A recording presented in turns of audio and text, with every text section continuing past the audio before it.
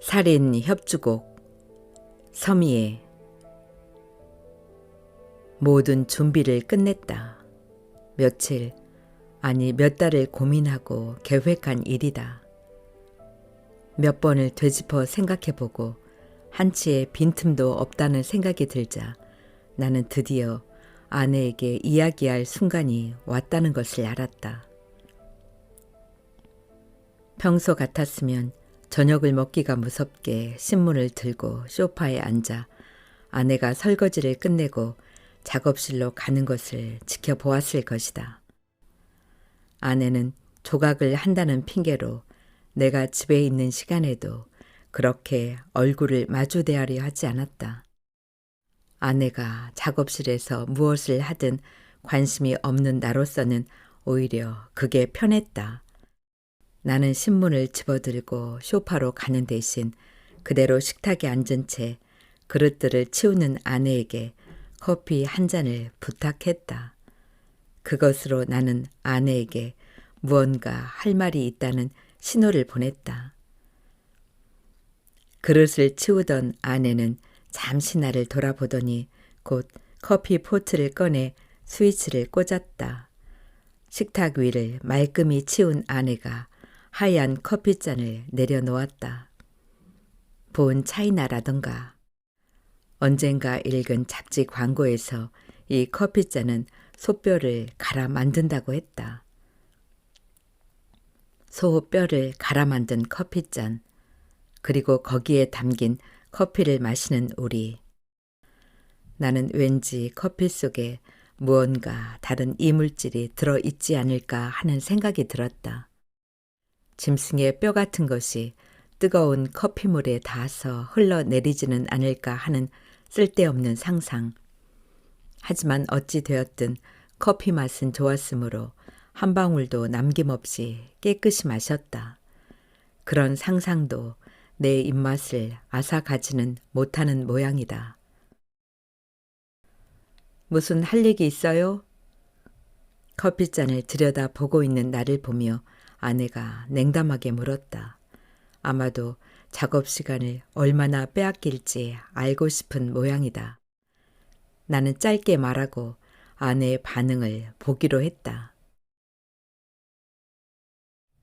이번 주말에 시간 되면 함께 여행이나 갈까 하는데 당신 생각은 어때?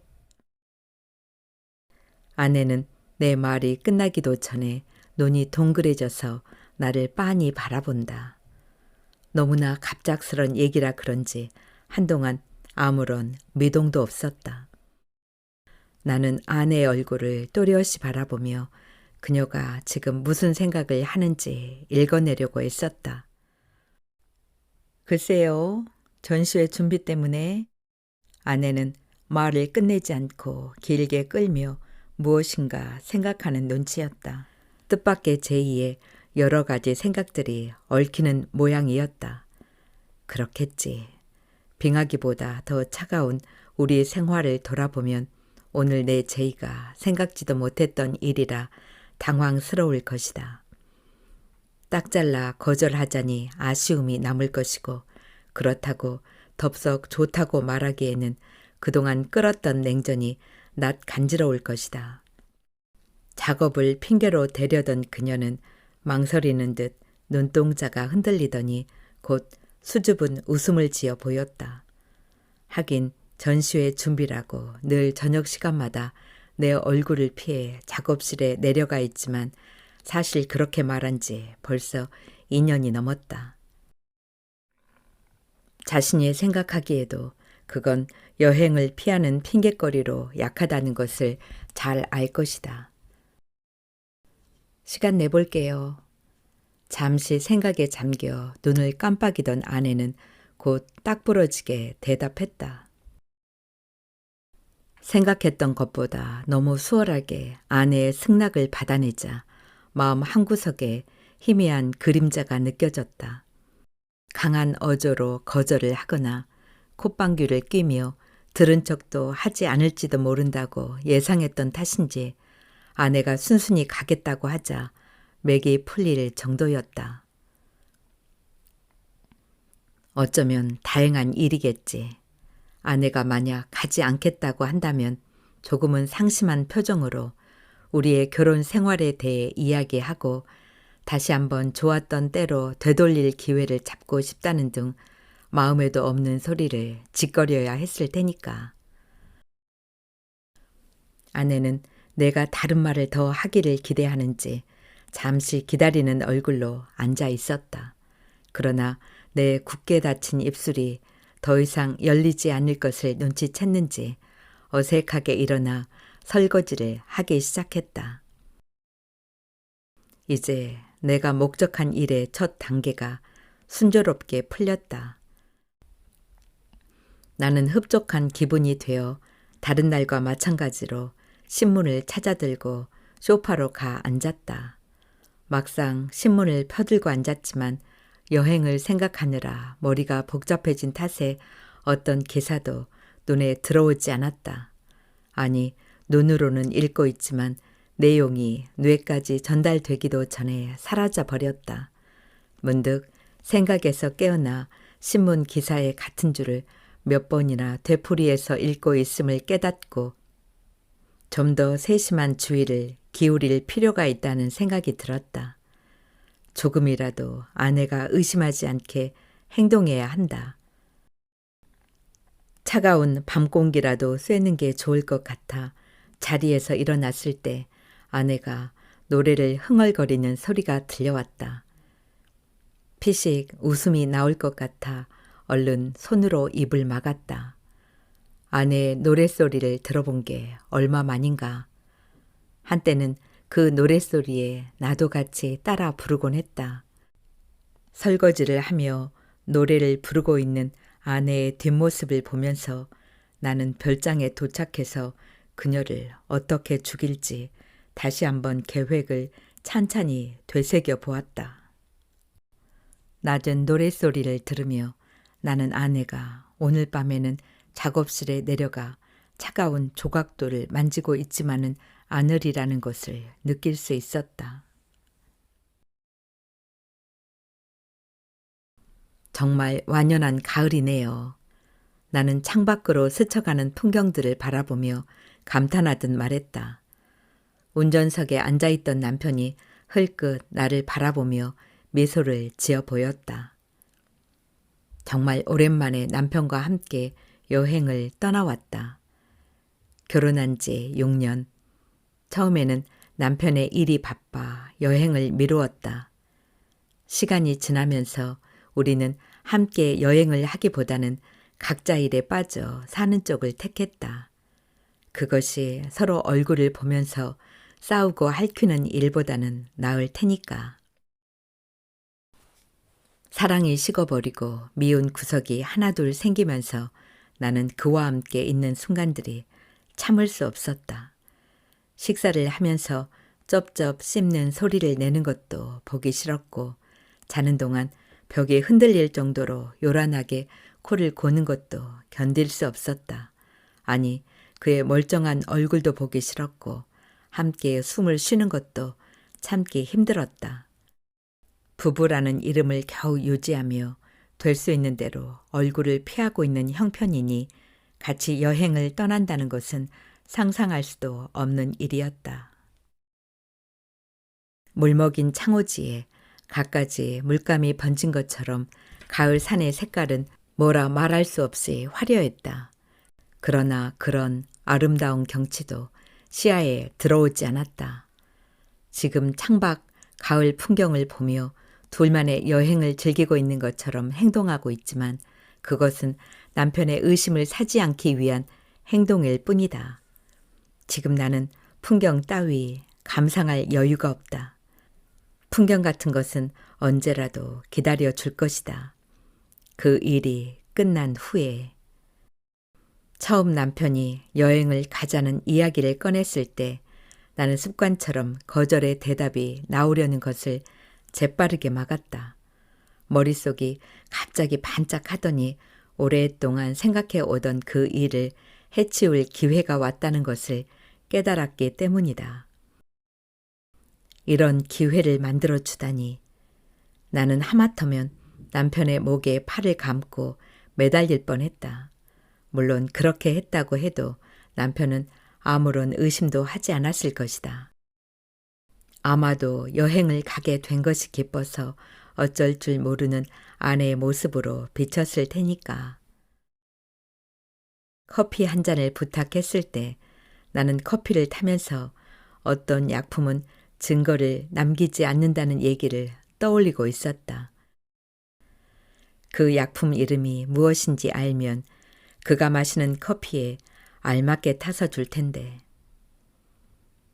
그는 커피를 마신 후에도 한동안 눈을 내리깔고 말이 없었다. 눈치로 봐서 무언가 할 말이 있는 듯해 가만히 기다렸다. 사실 그가 여행을 가자는 얘기를 꺼냈을 때 나는 잠깐 머릿속이 혼란스러웠다. 도대체 이 남자가 무슨 꿍꿍이로 이런 제의를 하는 것일까? 식어버린 관계를 다시 되돌려보고 싶다는 얘기인가? 당신이란 사람은 늘 그 모양이야. 항상 너무 늦게 일을 바로 잡으려고 하지. 이미 엎질러진 물인 줄도 모르고. 나는 그런 생각을 하면서도 겉으로는 남편의 제의에 감동한 표정을 지어 보였다. 연기가 완벽했는지 그는 내 반응이 뜻밖이라는 표정이었다. 그동안 무슨 이야기든 시작했다 하면 서로를 할퀴고 물어뜯고 괴롭히는데 익숙해 있었으니 그럴 만도 했다.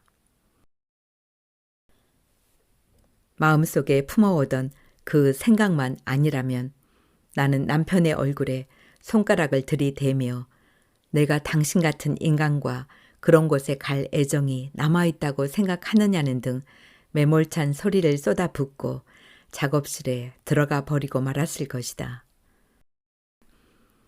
그러나 그렇게 뿌리치기에는 너무나 좋은 기회였다. 이런 기회를 먼저 만들어 주다니. 설거지를 하는 동안 저절로 콧노래가 나올 지경이었다. 나는 가슴속에 품고 있는 계획을 숨기기 위해서라도 남편의 기분에 적당히 보조를 맞추기로 마음먹었다. 여행 일정이 잡히자 여러 가지 생각으로 머릿속이 복잡해졌다. 남편이 아무런 의심도 하지 않도록 세심하게 신경을 쓰고 언행을 조심했다. 그 며칠 동안 마음 깊은 곳에서는 수많은 생각들이 피어올랐다가 사라졌다. 어떤 방법을 쓰는 게 좋을까? 알리바이는 남편을 죽인 후 뒤처리는 어떻게 하지? 마음속에 하나씩 살인 계획을 만들어 가면서도 나는 용의주도하게 그것을 숨겼다. 그러면서 몇 년의 결혼 생활을 다 합쳐도 모자랄 정도로 애정과 성의를 담아 식사를 준비하고 남편 시중을 들었다. 어차피 며칠 살지도 못할 사람, 남편이라는 이름으로 그동안 같이 살았으니 이 정도는 해주는 게 도리 아니겠어? 하는 것이 솔직한 심정이었다. 그는 나의 이런 마음을 전혀 눈치채지 못한 채 마냥 행복하게 여행을 기다리며 부풀어 있었다. 여행 이야기를 꺼낸 이후로 아내 얼굴에 밝은 생기가 감도는 것을 느낄 수 있었다. 예전과 다르게 저녁 식사에 아내의 정성이 느껴졌다. 대충 흉내만 내던 음식이 아니라 정성이 깃든 음식이라는 것을 금세 알 수 있었다. 따뜻하고 정감 어린 눈으로 나를 바라보는 아내의 눈에서는 행복한 기운이 넘쳤다. 여자들의 단순함이란. 속으로 차가운 냉소를 지으면서도 겉으로는 다정한 얼굴로 아내를 대했다. 며칠 동안만 참아내면 이 지겨운 결혼 생활도 끝일 테니까. 몸이 건조한 결혼 생활이 끝없이 이어지면서 언제부턴가 마음속에 증오와 미움들이 하나둘 엉켜 형체를 만들더니 살인이라는 단어로 떠올랐다. 나는 조심스럽게 많은 가능성을 생각해냈고 치밀하게 준비했다. 이제 그 계획을 실천하기 위해 여행을 제의했고 아무것도 모르는 아내는 몇 년 만에 처음으로 행복한 표정을 지어 보였다. 행복해하는 아내의 얼굴을 보자 마음 한구석에 작은 틈이 생기기 시작했다. 그러나 그렇게 흔들리는 마음도 잠시 나는 곧 즐거운 상상에 빠져들면서 어서 빨리 혼자만의 생활이 오기를 고대했다. 처음부터 잘못된 결혼이라고 말하고 싶지만 사실 출발은 썩 좋은 편이었다. 남들이 보기에 부러워할 만큼 미모와 재능을 갖춘 아내. 영호라는 친구의 요청에 못 이겨 전시장에 따라갔다가 아내를 만났다. 영호는 아내에게 반했으면서도 아직 말도 못 붙이고 있는 상태였다. 세상 일이란 그렇게 작은 우연이 필연을 만들고 운명을 만든다. 그 운명이 나를 괴롭히는 함정이었다는 걸 안 것은 한참 후였다. 보기와는 달리 아내는 차갑고 이기적인 여자였다.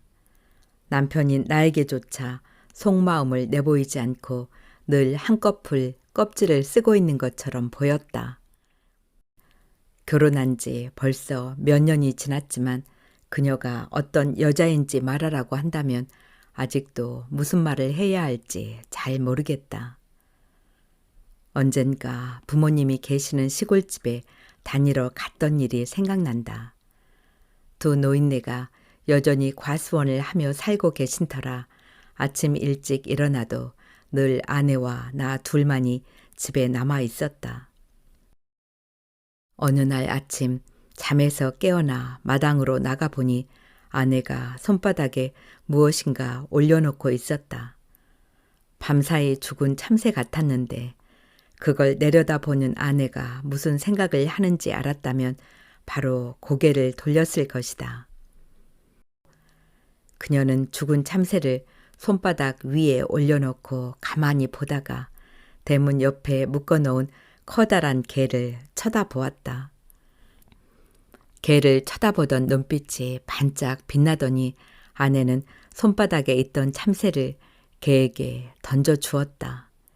개는 아내가 던진 참새를 덥석 물고는 곧 뼈를 워걱거리며 삼켜버렸다.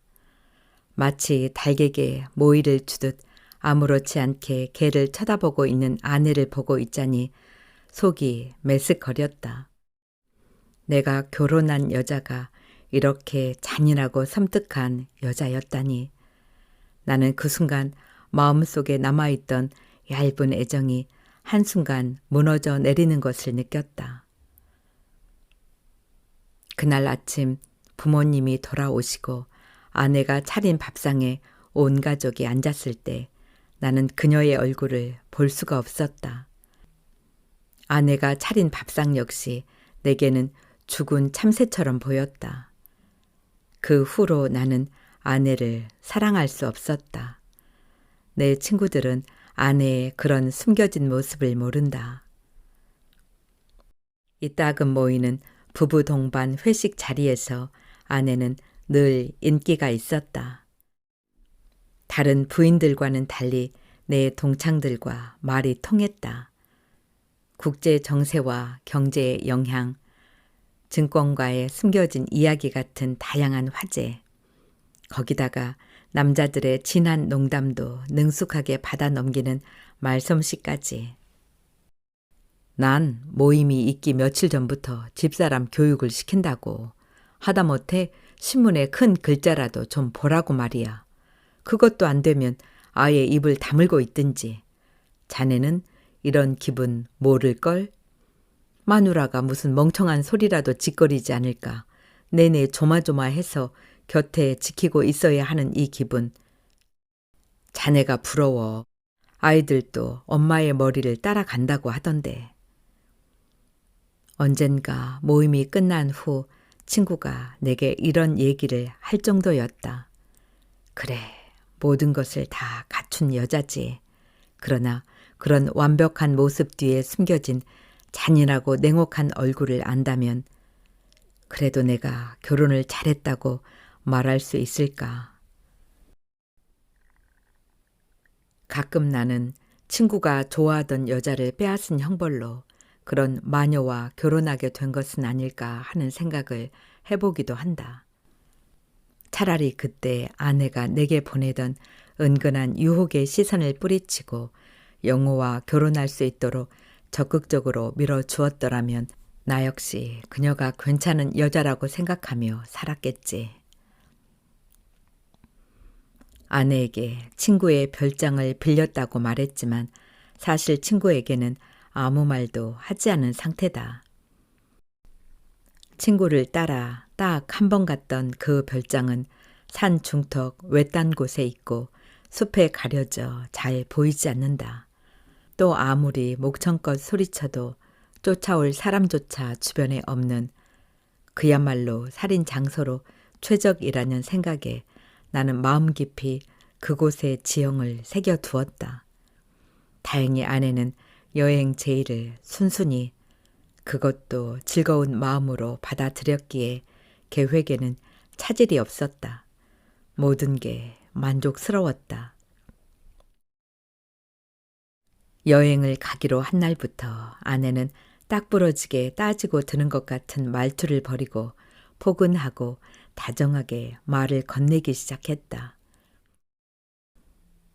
180도 달라진 아내의 태도에 마음이 흔들리기는 했지만 그렇다고 오랫동안 준비한 살인 계획을 포기할 생각은 추호도 없었다.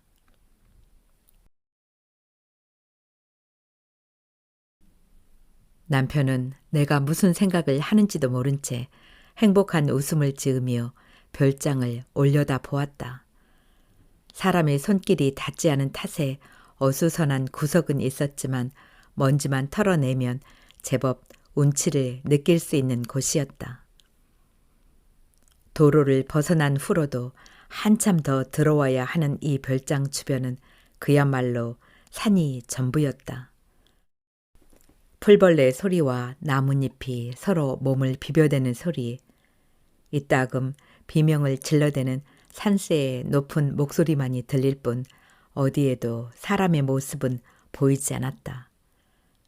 나는 사람의 손길이 닿지 않은 곳에 남편과 단둘이 있다는 사실을 새삼 생생하게 느꼈다. 갑자기 손끝이 저려왔다. 긴장을 하면 늘 이렇게 손끝이 시리다. 이렇게 바보처럼 행동하면 안 돼. 정말 오기를 잘했어요. 이 공기. 나는 과장되게 포즈를 취하며 깊게 숨을 들이마시고 가을빛으로 물들어가는 산을 바라보았다. 자동차 트렁크에서 짐을 꺼내던 남편이 흐뭇한 표정으로 나를 쳐다보는 것이 보였다. 한순간 기울어가는 가을 햇살 아래 서 있는 남편의 얼굴이 빛나 보이는 것 같은 기분을 느끼자 나는 고개를 저었다.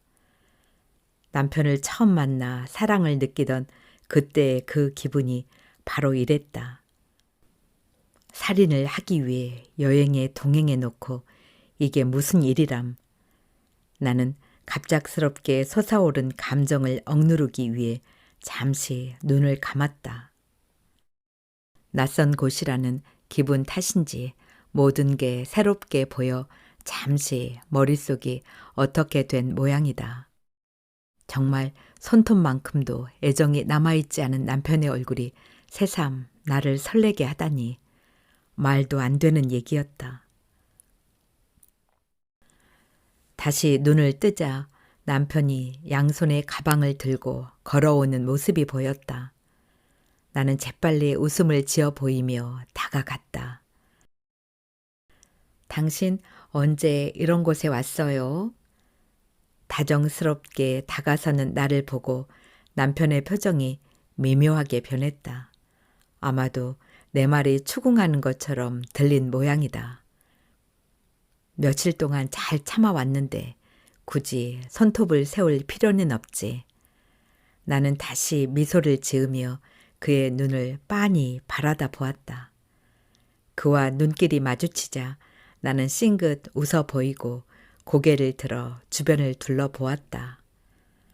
정말 아무도 없네요. 사람이라고는. 벌써 서울이 그리운 거야? 아니에요. 가끔 나이 들어 굳이 서울에 있어야 할 이유가 없어지면 이런 곳에 와서 살고 싶었어요. 좋잖아요. 아무 생각 없이 그저 산이나 바라보며 하루를 보내고. 정말 그럴 수 있을까? 문득 늙은 모습으로 양지에 앉아 젊은 날의 추억을 되새기며 하루를 보내는 자신을 상상해 보았다. 아마도 이번 여행이 가장 큰 추억거리가 되겠지. 일생에 단 한 번 완벽하고 은밀한 혼자만의 살인 사건을 되새기며 미소를 짓는 노인네. 나도 모르게 웃음이 새어나오는 것을 느끼며 남편이 들고 있는 짐을 받으려고 손을 내밀었다. 괜찮아. 당신은 좀 쉬라고. 문득 남편의 표정 어딘가에 어색한 긴장이 느껴졌다. 내가 너무 다정한 척해서 의심을 산 것이 아닌가 하는 생각이 들었다. 이 정도로 눈치챌 수 있는 예민한 성격이 아닌데 하는 생각이 들면서도 한편으로는 초조해졌다. 그래, 이건 평소의 내 모습이 아니야. 좀 냉정해질 필요가 있다. 당신 기분이 안 좋은 것 같아요. 아니야, 차를 오래 운전했더니 좀 피곤해서 말이야. 그래요, 짐만 옮겨놓고 좀 쉬세요. 나머지는 내가 다 알아서 정리할게요. 그는 내 말을 듣는 둥 마는 둥 굳이 직접 가방을 들고 별장 안으로 들어갔다. 거실 한편에 짐을 내려놓는 남편을 바라보다가 별장 안 방들을 둘러보았다. 영화 속에서 본 거창한 장식으로 치장한 실내가 아니어서 오히려 마음이 편했다. 통나무로 만든 집은 사실 별다른 장식이 없어도 충분히 아늑한 휴식처처럼 보인다. 남편이 잠시 산책 나간 사이 나는 주방 여기저기를 뒤져 식사 준비를 하기 시작했다. 보글보글 끓는 찌개의 간을 보며 남편을 위한 마지막 만찬 일로 오늘이 어떨까 하다가 곧 생각을 바꾸었다. 여행 온 첫날 바로 일을 저질러 버린다면 그가 가질 수 있는 마지막 추억이 너무 초라하다는 생각이 들었다. 저녁을 준비하면서 모처럼 즐거운 기분이 되어 나도 모르게 콧노래를 흥얼거렸다. 하긴 생각해보니 요 며칠 계속 콧노래를 흥얼거리며 살았다. 조각을 할 때나 남편의 와이셔츠를 다리고 있을 때 등등. 역시 사람은 목표가 생기면 즐거운 법인가 보다. 이제 그 목표를 이룰 수 있는 시간이 다가오자 짜릿한 흥분마저 느껴질 정도였다. 나는 식탁에 찌개 냄비를 내려놓고 산책 나간 남편을 찾으러 나갔다. 어리석을 만치 순진하고 어수룩한 나의 남자를.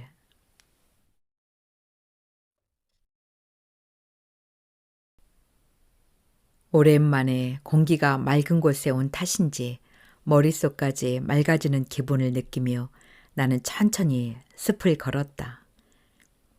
이미 오래전에 떨어져 이제는 사그라지기 시작한 낙엽들과 그 위로 철 이르게 떨어진 단풍잎들이 발목을 잠기게 할 만큼 수북하게 쌓여 있어 마치 양탄자 위를 걷는 것처럼 푹신했다. 6년 동안 천천히 떨어지는 낙수처럼 내 가슴 속에 쌓여온 증오와 미움이 갑자기 흔들리기 시작한 이유는 무엇일까? 나는 가슴 속에 차오르던 살이마저 조금씩 증발하게 만드는 그것이 더 이상 나를 감싸지 않도록 마음을 다져 먹었다. 여기까지 온 이상 계획을 포기할 수는 없다. 만약 이대로 다시 서울로 돌아가야 한다면 또다시 아내의 그 차갑고 무표정한 얼굴과 마주하며 살아야 하고 지겨운 지난 생활이 언제까지고 계속 될 것이다. 내가 미쳐버릴 때까지. 나는 다시 한번 머릿속으로 계획한 일들을 떠올려 보았다. 그것은 약해지는 마음을 다잡기 위한 자기 암시 같은 것이었다.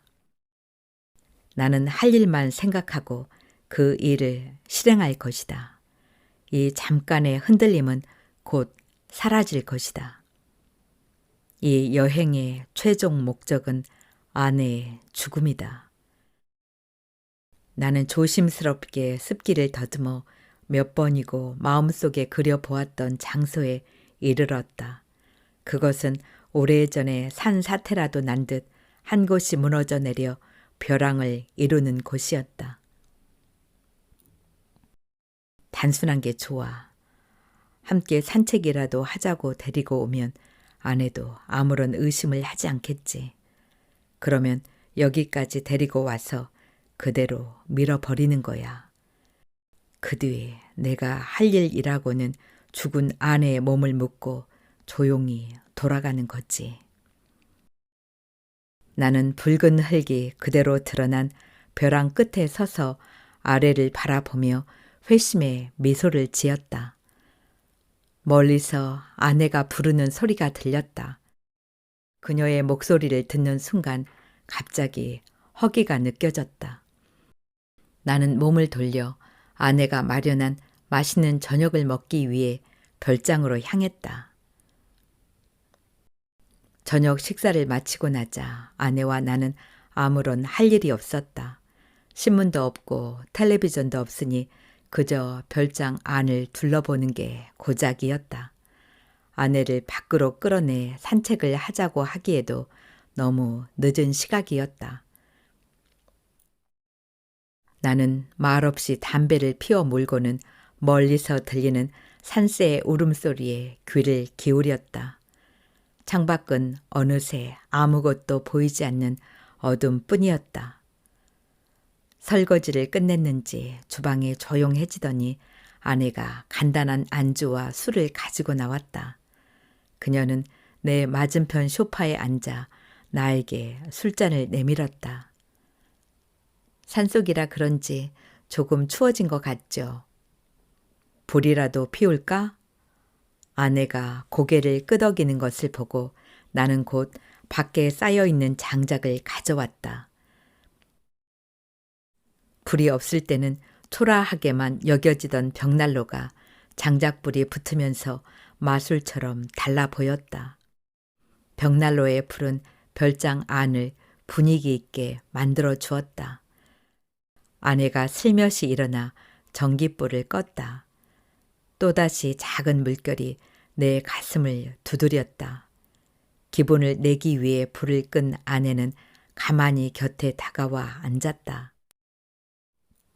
흔들리는 불빛으로 시선을 돌렸지만 아내의 향수 냄새를 막을 수는 없었다. 한순간 정신이 아득해지는 기분이 들었다. 나는 곧 몇 번이고 상기하고 다짐하던 계획을 생각해내려고 했었다. 그렇게 오래 생각하고 또 생각하던 일인데 조금 전까지만 해도 생생하게 떠올릴 수 있던 생각인데 지금은 아무것도 떠오르지 않았다. 모든 것이 희미하게 뿌연 안개 속으로 사라진 것 같았다. 날카롭게 세워져 있던 칼날이 어느 틈엔가 녹슬어 가고 있는 것 같은 위기감이 들었다. 이러려고 온 게 아니야. 난 아내를 죽이기 위해 아무도 없는 한적한 숲으로 온 거라고. 머릿속으로 아무리 소리쳐 보아도 그 말은 빈 항아리를 울리는 소리처럼 공허할 뿐이었다. 마음속에 증오와 미움은 그대로 있었지만 무언가 내 마음을 잡아당기는 것이 있었다. 아직은 때가 아니라고. 내일, 아니 모레쯤이 좋을 거라고 유혹하는 소리였다. 그러나 그 소리마저 아내의 젖은 눈동자를 보는 순간 허공으로 날아오르는 불꽃처럼 사라져 버렸다. 무사히 남편을 재웠다. 남편이 고른 숨을 내쉬는 것을 보고 나는 곧 침대에서 일어나 거실로 나갔다. 머릿속이 혼란스러워 잠을 잘 수가 없었다. 왜 갑자기 남편을 유혹할 마음이 생긴 것일까? 그의 얼굴을 보기만 해도 답답하고 온몸에 소름이 돋는 것 같은 기분이었는데 무슨 일이 생긴 거지? 이미 다 타버린 장작불은 검은 흔적만을 남기고 있었다. 벽난로 앞에 앉아 멍하니 재가 된 장작불을 바라보다가 부지깽이로 잿더미를 헤치기 시작했다. 이놈의 장작불이 말썽이었던 거야. 벽난로에 불꽃 튀는 소리를 내며 타고 있던 장작불이 내 기분을 이상하게 만들어 놓은 거야. 앞으로는 그런 일이 없을 거야. 없어야 하고 말고. 다 타버린 줄 알았던 잿더미 속을 헤집자 그 안에 들어있던 불꽃이 다시 타오르기 시작했다. 아마 내가 수석거린 덕에 공기가 들어가 아직 남아있는 불씨를 당긴 모양이었다. 나는 다시 머릿속이 텅 비는 것 같은 기분을 느끼며 벽난로에 희미하게 남아 타고 있는 불씨를 바라보았다. 어쩌면 남편과 나 사이도 이 장작불처럼 새롭게 타오를 계기가 필요했는지 모른다는 생각이 들었다. 이미 다 타버리고 애정이라곤 조금도 남아있지 않은 줄 알았지만 그 잿더미 속에서 아직 희미하게 불씨가 남아 있었던 게 아닐까. 나는 머릿속이 혼란스러웠다.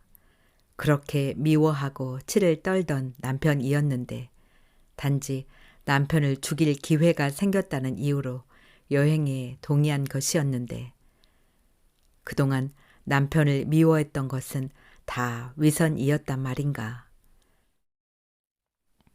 남편이 노리는 게 바로 이런 거였다면 그는 목표 달성을 한 셈이다. 하지만 난 여기 뭐하러 왔지? 문득 그에게 품었던 사리가 아주 먼 과거의 일, 어쩌면 꿈속에서 품은 짧은 희망이었을지도 모른다는 생각이 들었다. 다시 화해의 손길을 내밀던 남편의 조심스런 모습을 떠올리자 어쩌면 그에게 다시 한번 기회를 주는 것도 괜찮지 않을까 싶었다. 희미하게 타고 있는 잿더미 위로 장작 몇 개를 올려놓자 불이 다시 거실을 은은하게 비출 만큼 타오르기 시작했다.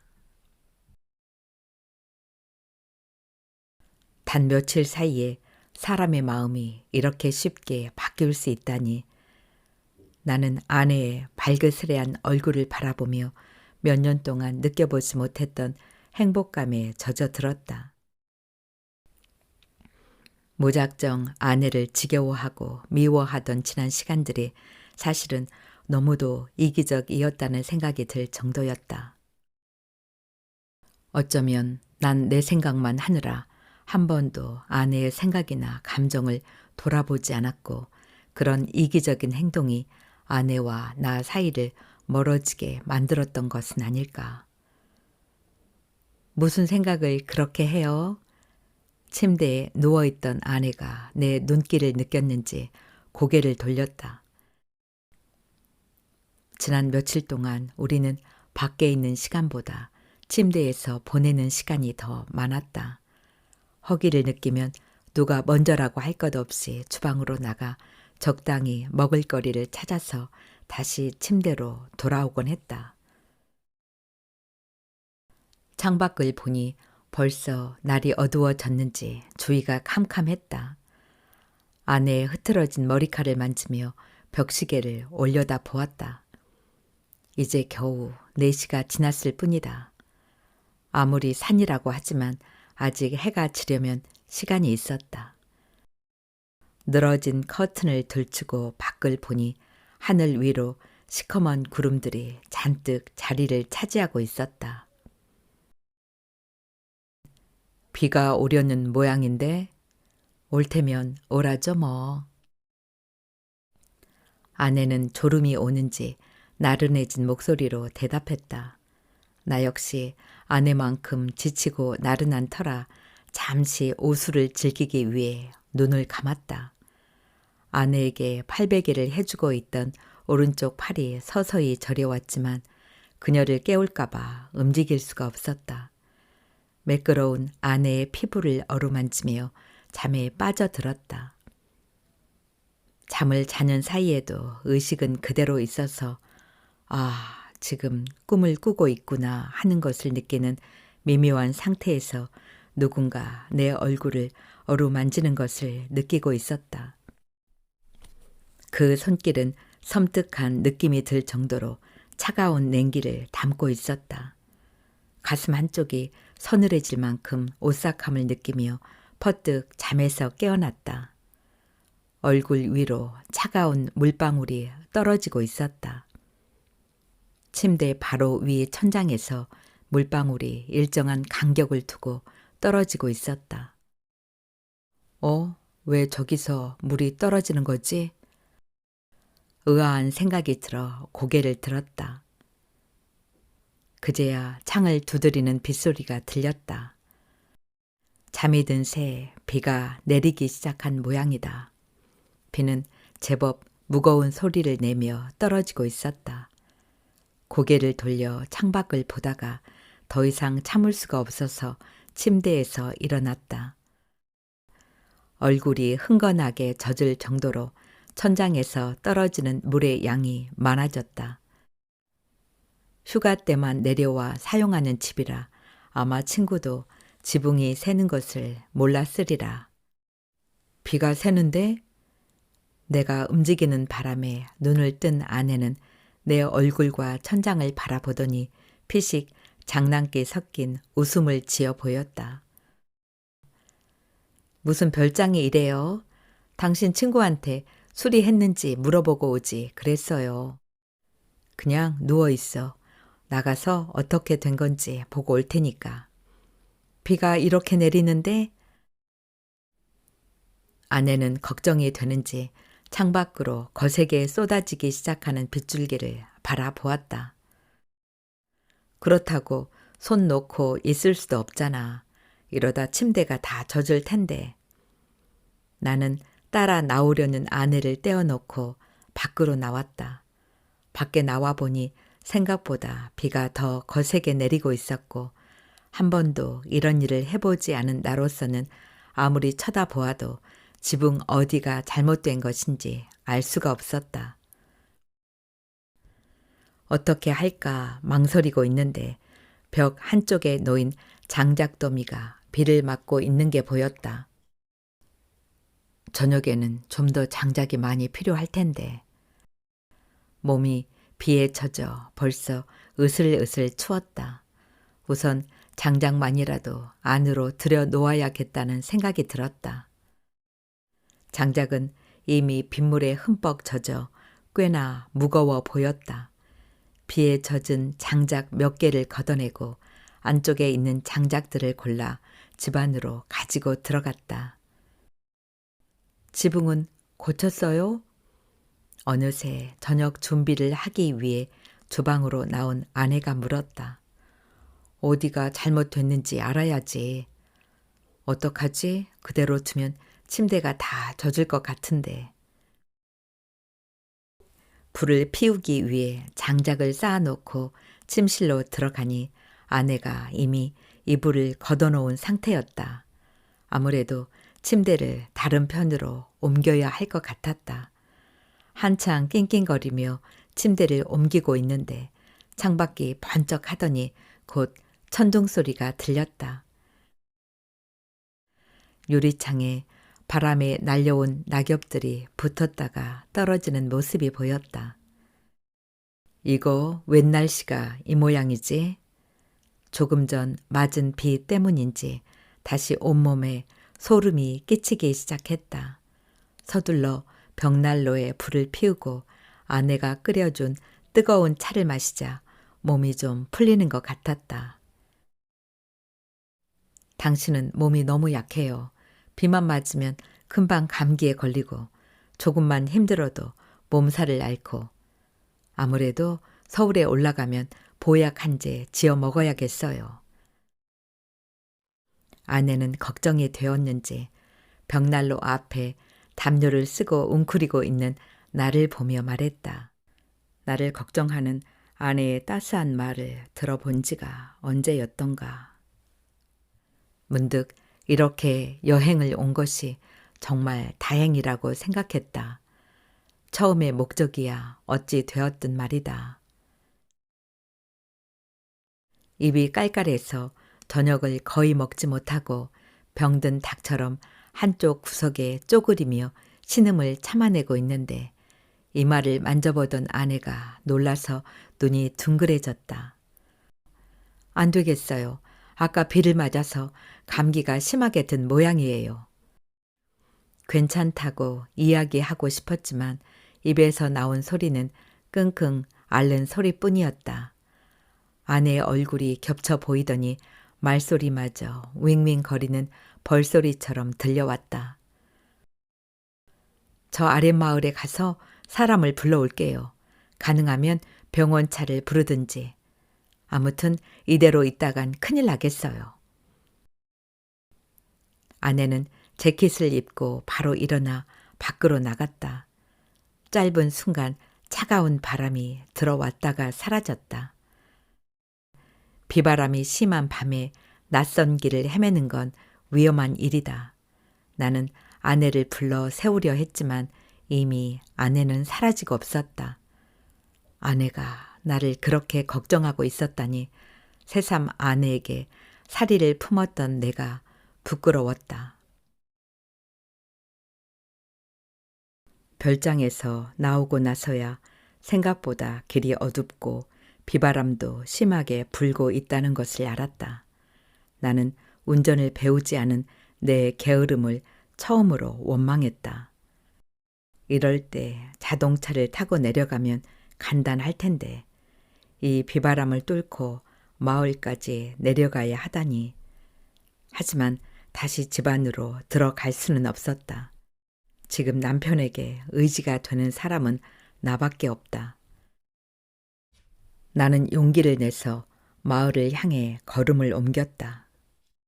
별장으로 들어오면서 보았던 마을까지 걸어가려면 적어도 20분은 걸어야 할 것이다. 혹시 다른 방법은 없을까? 지름길이라도. 그때 갑자기 어제 산책길에 보았던 집이 생각났다. 남편은 못 본 듯 했지만 마을 반대편 산 아래쪽에 집이 한 채 있었다. 그 집 앞에는 낡은 트럭이 서 있었다. 그래, 그 사람에게 부탁해서 트럭을 타고 마을로 가서 의사를 불러달라고 하고 나는 다시 남편 곁으로 돌아오는 거야. 생각을 정리한 나는 곧 그 집을 찾기 위해 숲으로 들어갔다. 비바람에 흔들리는 나무들 사이로 길을 찾는 일이 쉽지는 않았지만 다행히 저 너머 그 집에 불빛이 보였다. 조금만 가면 사람들을 부를 수 있으리라. 나는 조급한 마음을 참지 못하고 발걸음을 서둘렀다. 숲을 벗어나자 눈앞에 더 가까이 외딴 집에 불빛이 보였다. 반가운 마음에 달려가던 나는 순간적으로 발이 허공에서 헤매는 것을 느꼈다. 갑자기 땅 밑이 꺼진 것 같은 기분이 들면서 그제야 내가 벼랑으로 떨어지고 있다는 것을 알았다. 너무 짧은 순간이라 아무 생각도 나지 않았지만 단 한 가지 이것만은 분명히 머릿속에 떠올랐다. 함께 산책을 나왔던 날 남편은 이런 곳에 벼랑이 있다는 말은 하지 않았는데 그도 모르고 있겠지. 어쩐다 남편은 나만을 기다리고 있을 텐데. 몸이 땅에 부딪히는 순간 나는 2번 다시 남편에게 돌아가지 못할 거라는 생각이 들었다. 그리고 이것이 혹 내가 남편을 죽이려는 마음을 품었던 것에 대한 형벌인지도 모른다는 생각. 아내가 나간 지 얼마나 되었는지 모른다. 그동안 시간은 제멋대로 멈추기도 하고 빙글빙글 돌기도 하면서 내가 끙끙 앓고 있는 것을 지켜보고 있는 것만 같았다. 겨우 정신을 차려 눈을 뜨니 어느새 벽난로의 장작불은 꺼져 있었다. 다시 불을 지피기 위해 장작을 던져놓고 나자 문득 아내가 늘 가방 속에 넣고 다니는 진통제의 생각이 났다. 두통이 있는 아내는 수시로 찾아드는 통증을 이기려고 늘 가까이에 진통제를 두고 있었다. 왜 이제야 그 생각이 떠올랐을까? 진작 그 생각을 했더라면 아쉬운 대로 잠을 청하고 아침에 마을로 갈 수 있었을 텐데. 나는 2발을 끌다시피 하여 아내의 핸드백을 찾았다. 핸드백 속에는 생각했던 대로 약봉지가 들어 있었다. 이거라면 아내가 사람들을 불러올 동안 통증을 가라앉혀 주겠지. 이가 덜덜 떨리는 이 추위까지도. 약을 먹고 조금씩 불이 붙기 시작하는 장작을 보자 안심이 되었다. 이제 아내가 돌아오기만을 기다리면 된다. 그런데 왜 이렇게 졸리는 거지? 벌써 약효가 나는 것일까? 온몸이 나른해지면서 참을 수 없이 졸음이 쏟아졌다. 아내가 오기를 기다리며 나는 다시 한번 서울로 돌아가면 이전과는 다른 결혼 생활을 하겠다고 결심했다. 나를 위해 비바람을 뚫고 마을로 뛰어가던 아내를 생각하자 새삼 아내에 대한 애정이 피어오르는 것을 느꼈다. 나는 아내의 핸드백에서 찾아낸 약이 진통제가 아니라는 사실을 조금도 모른 채, 그리고 아내가 다시는 돌아올 수 없다는 것도 까맣게 모른 채 아내가 돌아올 때 깨어 있기 위해 안간힘을 다하고 있었다. 그런데 이 약은 왜 이렇게 쓴 거지?